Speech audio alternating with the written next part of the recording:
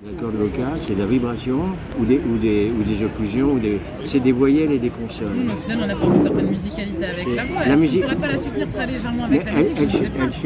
Elle suffit la musicalité de la voix. Il n'y a pas à l'amplifier. Parce que l'amplification, c'est déjà conventionnel. La musique, elle évoque des sentiments qu'on connaît déjà. Tandis que la poésie peut susciter dans la façon dont tu agences les syllabes des surprises continuelles.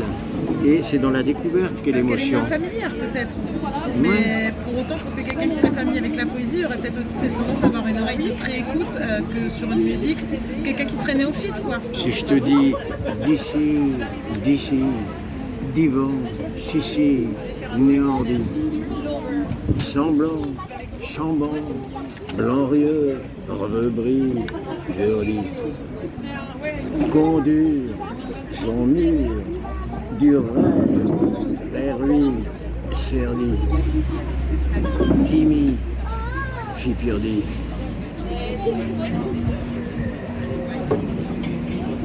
Ouais, mais il y avait une musicalité pour le truc.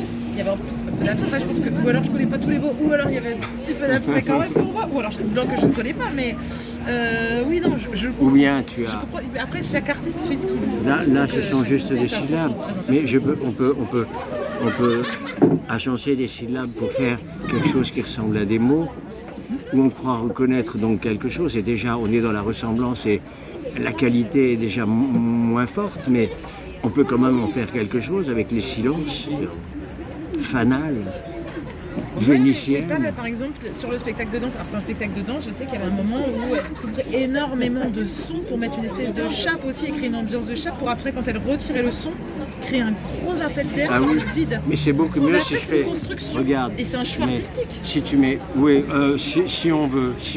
Parce que les choix artistiques, il faut être bien rigoureux. Faut savoir. Parce que si je fais... Regarde, mais ce serait mieux si c'était un instrument de musique. Je fais... Ou si c'était une cloche. Tu vois, je vois. Je prends une cloche. Et puis je fais... Akenshoji, derrière le hojo, son d'une cloche. Oui, ça laisse plus part l'imaginaire. C'est mieux le silence, non? Oui, il faut.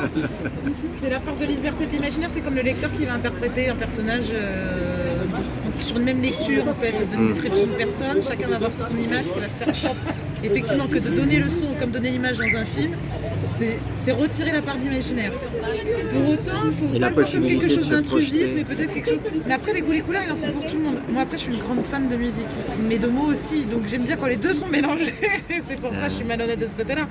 Mais je conçois qu'il y a une idée qui soit franche et tranchée là-dessus, de dire non, moi, je veux pas que ce soit un élément perturbateur ou comme un parasite de radio, là, comme ce bruit de fond un peu... qui viendrait en fait dénaturer le propos. Et puis, je cherche toujours le concept dans ces mélanges. Je vois un engouement, je vois beaucoup d'imitations, beaucoup d'effets de mode. Je vois pas de réflexion de fond, c'est-à-dire de concept. C'est quoi le concept du mélange de tout? C'était le problème des clowns, c'est-à-dire qu'ils ont fait un très beau spectacle, la lumière était très belle, la scéno était très bien faite, la musique était bien gérée, le constat était pas mauvais, mais il n'y avait pas de propos à la fin. Ils disaient les hommes sont tous dégueulasses. Bah ouais, non mais écoute, j'ai pas attendu de venir au spectacle pour savoir que l'homme détruit la nature et la société et que l'homme est un loup pour l'homme. Si tu veux, ça fait depuis l'Antiquité qu'on sait ça, l'homme est un loup pour l'homme.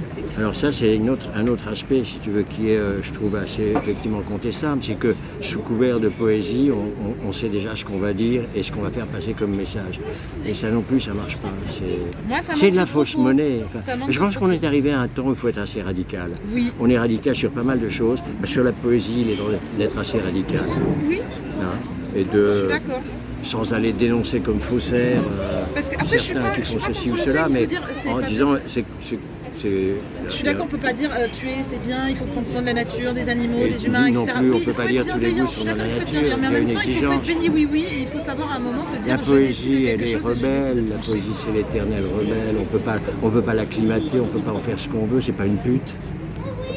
Ah, moi j'ai rien contre les prostituées, donc je valorise beaucoup le travail des prostituées. Moi, je considère que c'est un art de vivre. Enfin, pour avoir été bénévole pour l'association des prostituées de Toulouse, c'est un métier que je ne ferais pas, mais sont Non, des alors psychologues disons, plus disons qu'autre que ce chose, n'est hein. pas une servante, je t'entends très Voilà, bien. tu vois ce que je veux C'est dire, pas une c'est servante, Voilà. c'est pas une courtisane. Il y a pas ce Courtisane c'est mieux. domination dominée, parce que parfois on pense que les Elle n'est pas faite pour prostituées plaire, sont elle est dominées plutôt et en faite fait, pour déranger. au final elles dominent plus en général quand elles sont indépendantes qu'elles ne sont dominées. Ouais. Beaucoup plus qu'on le croit. Et pourquoi tu la filmes pas elle?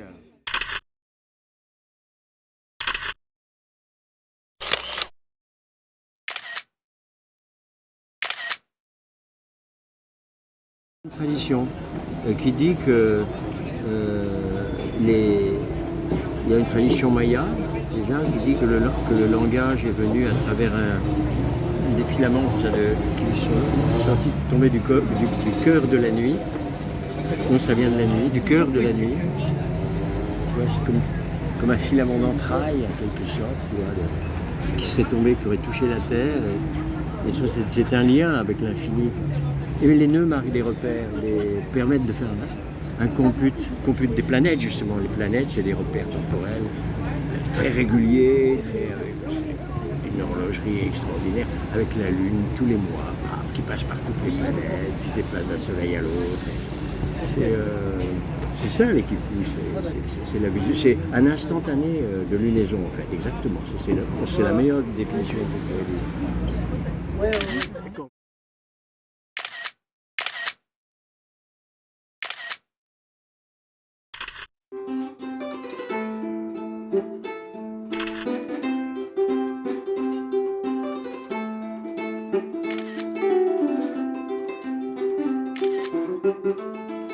Thank you.